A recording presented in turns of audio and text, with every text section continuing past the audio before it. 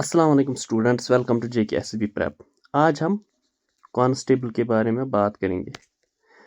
जो 4002 पोस्ट्स थे उनका मेडिकल कल 14 तारीख को कंप्लीट हो गया, 14 फरवरी को।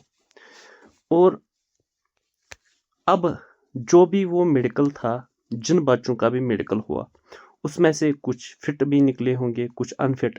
आप मुझे कमेंट में बताइए कि आपको फिट सर्टिफिकेट मिली या अनफिट सर्टिफिकेट। तो अगर आपको अनफिट मिली, वो किस चीज़ पे है। ये भी कोई प्रॉब्लम नहीं है अगर आप अनफिट करार दिए गए। मैं आपको बता रहा हूँ क्यों। देखो, 14 फरवरी को ये ख़त्म हो गया। अब इसके बाद ये सारा लिस्ट चला गया होगा सीएमओ ऑफिस डिस्ट्रिक्ट्स में। सीएमओ इसके बाद उसको कुछ नहीं करना है, उसको उसी टाइम वो फॉरवर्ड करना है ministry of health and education. Ministry of health and education जो JNK का है, उसके पास जाएगा। मुझे लग रहा है वो भी गया होगा, क्योंकि इनको कुछ करना ही नहीं, इनको सिर्फ मेडिकली फिट या अनफिट उसी का वो देना है, फॉरवर्ड करना है सीधे सीएमओ को। सीएमओ फॉरवर्ड करेंगे मिनिस्ट्री। अब मिनिस्ट्री क्या करेगा, वो उसको काउंटर साइन करके उसको JKSSB ऑफिस तक पहुंचाएगा। मुझे लग रहा है या आज 15 तारीख को ये JKSSB तक पहुंचाएगा, या ज़्यादा से ज़्यादा 16 तक। इनको कुछ करना ही नहीं है इसमें, तो JKSSB को विद इन आज या कल तक इनके पास पहुंच जाएगा। अब रहा इसके बाद क्या होगा। अब JKSSB क्या करेगा, ये लिस्ट फिर से देखेगा, उनके डॉक्यूमेंट्स हाँ कंप्लीट है, रिकमेंडेशन विद हेल्ड वो वैसे के वैसे ही रहे। अगर किसी ने डॉक्यूमेंट्स कंप्लीट नहीं भी किए, उनका भी वैसा के वैसे ही रह जाएगा। उसके बाद मेडिकल, क्या ये फिट है या अनफिट है, वो भी वैसा का वैसा ही रह जाएगा। आप सोच रहे होंगे क्या किसी को डॉक्यूमेंट्स क्लियर नहीं है या कोई मेडिकली अनफिट है, क्या उसको निकाला जाएगा प्रोविजनल सिलेक्शन लिस्ट से? नहीं, ऐसा नहीं होता है। अलबत्ता ये प्रोविजनल लिस्ट इसी को फाइनलाइज करके इन पर रिमार्क्स दिए जाएंगे कि रिकमेंडेशन विद हेल्थ डॉक्यूमेंट्स है, मेडिकली फिट या अनफिट है, वो सीधे होम डिपार्टमेंट तक जाएगा, फिर फॉरवर्ड किया जाएगा। मतलब फाइनल लिस्ट जो निकलेगा, उनमें जितने भी प्रोविजनल सिलेक्शन लिस्ट में जिनके भी नाम है, उनको फाइनल लिस्ट में भी नाम आएगा। और फाइनल लिस्ट में इनका लेके रिकमेंडेशन विद हेल्थ और मेडिकली फिट या अनफिट, वो रिमार्क्स उसके साथ ही लग जाएगा। वो जब वहाँ जाएगा होम डिपार्टमेंट फिर से उन बच्चों का मेडिकल कराएगा अपनी तरफ से, कि अगर या डॉक्यूमेंट्स फिर से चेक किए जाएंगे, क्या ये ठीक है नहीं है, वो अपनी तरफ से। मतलब उनको फिर बाज़ाब्ता टाइम दिया जाता है।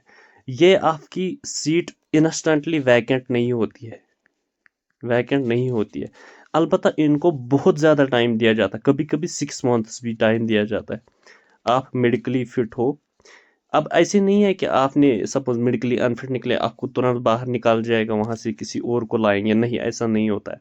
आपको एटलीस्ट 6 मंथ्स भी दिए जाते हैं, कभी कभी 1 साल की वार्निंग भी दी जाती है कि आपको ये डॉक्यूमेंट्स या मेडिकल एग्जामिनेशन आपको ये क्लियर करना पड़ेगा।